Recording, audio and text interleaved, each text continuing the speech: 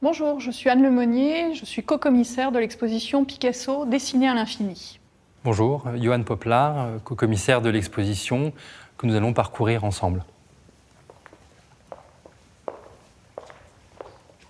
Alors cette exposition présente près de 1000 œuvres, dessins et estampes de Picasso et a été réalisée par le Centre Pompidou Musée national d'art moderne en collaboration avec le Musée national Picasso Paris, dont la collection provient pour l'essentiel des ateliers de l'artiste, qui permet d'entrer dans la fabrique de l'image, dans l'intimité de l'invention et de l'évolution des formes chez Picasso, notamment à travers cet ensemble de plus de 60 carnets exposés dans l'exposition qui permettent de voir le processus créatif de l'artiste.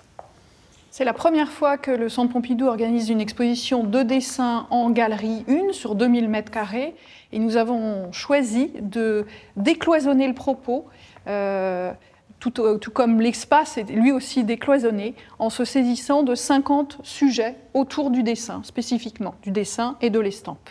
Ce qui permet d'avoir un parcours non chronologique, ou en tout cas qui joue avec la chronologie pour montrer comment un certain nombre de motifs, de thèmes, de techniques aussi ressurgissaient tout au long de l'œuvre de Picasso. Et ce sont ces autres chronologies, en dehors du parcours classique d'une chronologie linéaire, que essaye de faire émerger en tout cas cette exposition, notamment un des 50 sujets qu'on explore dans l'exposition, c'est la question du pastel, cette technique qui montre d'ailleurs à quel point le dessin, ce n'est pas simplement le noir et blanc, mais c'est aussi la couleur, et preuve en est faite avec cet ensemble de pastels de 1900 et de 1920, puisqu'on recrée sur ce mur deux ensembles autour de ces deux moments forts de l'utilisation par Picasso du pastel. C'est l'occasion de vous dire aussi, avec ce merveilleux prêt du musée de Barcelone et ce prêt du musée de l'Orangerie, de cette œuvre si fragile et si belle, que nous avons bénéficié de prêts des collections européennes d'institutions sœurs, ainsi que de nombreux prêts sur le territoire français, en essayant de dresser une cartographie du dessin de Picasso sur le territoire. Ce qui est assez extraordinaire chez Picasso, c'est à la fois cette réinvention permanente, cette manière de pouvoir se transformer très régulièrement, mais aussi la capacité qu'il a au même moment, un même jour, une même semaine, ou un même mois, ou une même année, de passer d'un style à un autre, parfois très, très différent. Et c'est notamment le cas autour de 1912-1914, puisqu'il va à la fois créer ces ensembles de papier collé qui sont absolument prodigieux, où on voit cohabiter le dessin, le travail au fusain, avec ces collages ou ces épinglages, pourrait-on dire, de papier à motifs, papier couleur, papier journaux, mais où il réalise aussi des dessins qui sont beaucoup plus classiques d'apparence, comme ces hommes attablés ou ce peintre et son modèle. Dans un certain nombre de chapitres, on questionne la frontière poreuse chez Picasso entre le dessin et d'autres médiums. C'est le cas de cette section consacrée au dessin-poème qu'il réalise dans le compagnonnage de ses camarades surréalistes. C'est aussi le cas d'une section intitulée Dessin-peinture, où la question de l'inachèvement est posée. Vous savez que Picasso disait une œuvre achevée, c'est une œuvre morte, avec cette idée de se remettre au défi perpétuellement.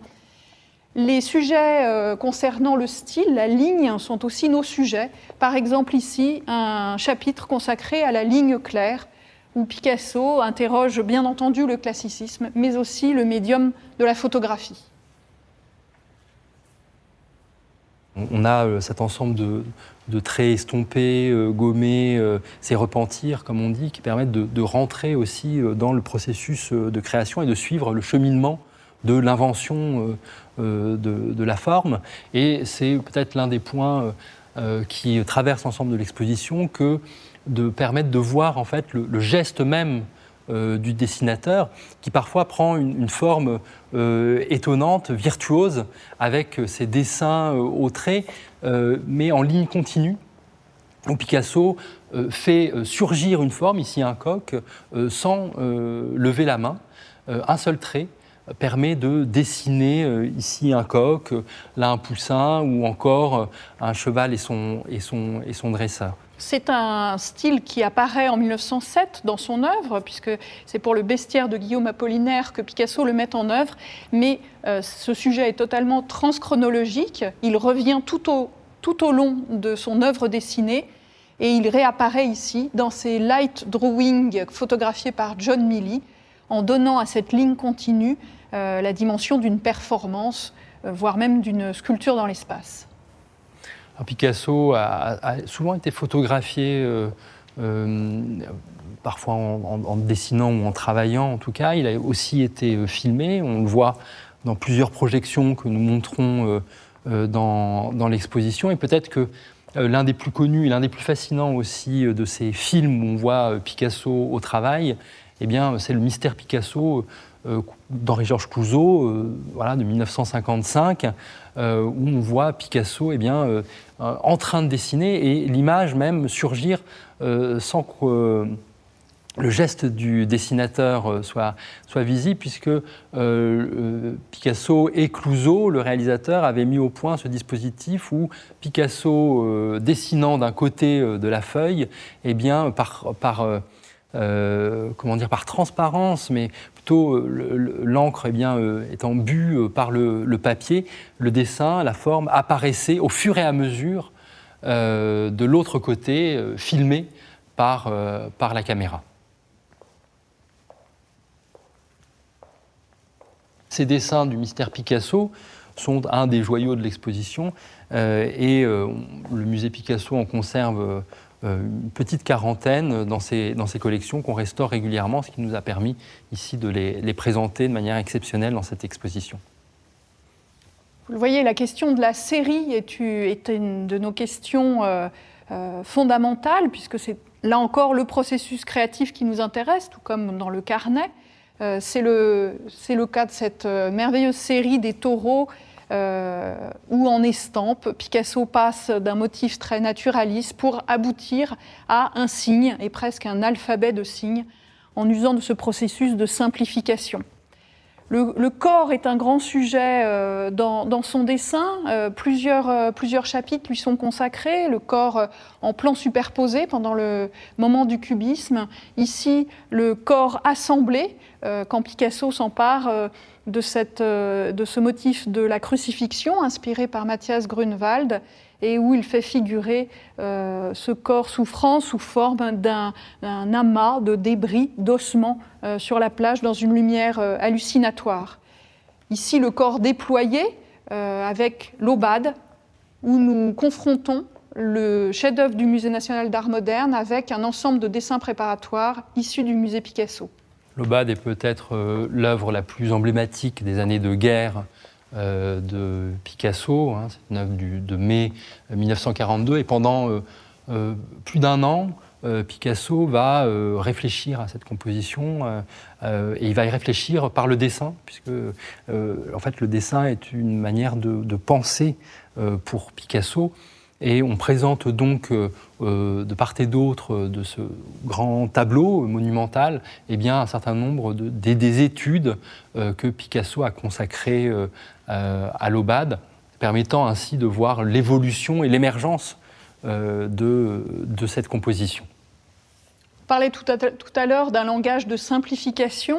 Nous passons devant cette vitrine consacrée au Chant des Morts, où on voit que Picasso, pour la deuxième fois, invente un langage en points et lignes, un langage de constellation, pour illustrer le texte de son ami Pierre Reverdy.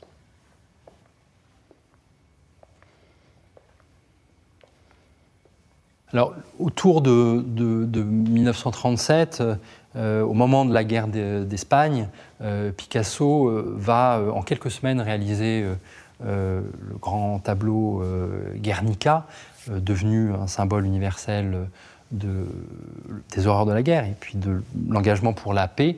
Et on présente dans cette exposition un ensemble de 6 dessins préparatoires au tableau, dans lequel alterne l'extrême violence du trait, la violence graphique, le crayon perçant presque le papier, et à côté, cette douceur, mais cette douceur presque qui pétrifie l'image, avec ces figures de mères éplorées, de mères criant, qu'on voit émerger dans l'ensemble de ces dessins, qui se poursuivent d'ailleurs après la présentation du tableau au pavillon espagnol de l'exposition internationale de Paris, puisque Picasso y ajoute un certain nombre de post-scriptum en dessin, de dessins donc, qui suivent la peinture.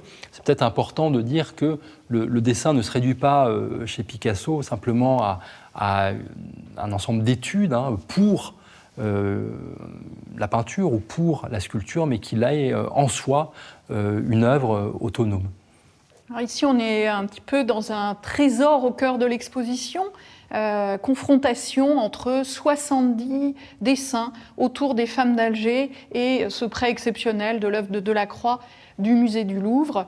L'occasion encore de dire combien le dessin, c'est la pensée en action, combien Picasso, jour après jour, heure après heure, il date, il numérote tous ses dessins, poursuit le fil de sa pensée en déconstruisant ce motif obsessionnel des femmes d'Alger. Picasso va fortement transformer, réaménager le tableau de Delacroix, mais il a nourri ce travail, notamment dans les années 50, un travail très intime et très étroit avec les maîtres du passé, que ce soit Delacroix, Manet, avec le déjeuner sur l'herbe en particulier, ou Velázquez. Picasso invente, mais il vient aussi jouer avec la tradition. Le dessin est parfois d'une extrême simplification, d'une extrême simplicité, mais parfois aussi d'une extrême complexité. Et c'est le cas de ces dessins réticulés de 1938 notamment, où la ligne vient envahir l'ensemble des compartiments du dessin, jusqu'à presque nuire à la visibilité, à la lisibilité du motif. Ces 2 portraits de Ramar, d'une certaine manière, s'inscrivent aussi dans cette prolifération de la ligne. On voit le visage s'orner de traits, de lignes, de courbes qui se croisent, qui se répondent. Et on voit aussi dans cet ensemble extraordinaire, ce rassemblement, ce groupe des 2 portraits, l'un prêté par la Fondation Beyeler, l'autre par le musée Berggruen, à quel point la couleur tient une place essentielle dans le dessin chez Picasso. Les portraits, bien sûr, sont un des sujets de prédilection de Picasso. On a vu combien, avec Dora Maar, il s'interroge sur cette question du profil, avec ce nez pivot. Avec les portraits de Françoise, c'est davantage la frontalité qui est son sujet.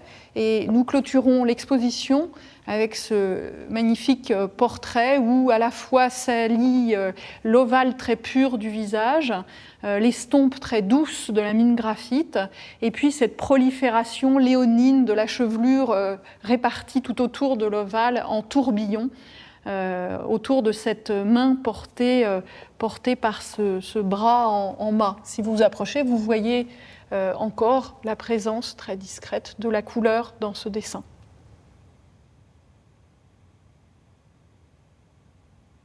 Voilà, la visite touche à sa fin. On n'a pu donner qu'un aperçu très bref, très rapide de l'exposition, et nous espérons que vous pourrez venir la découvrir très prochainement.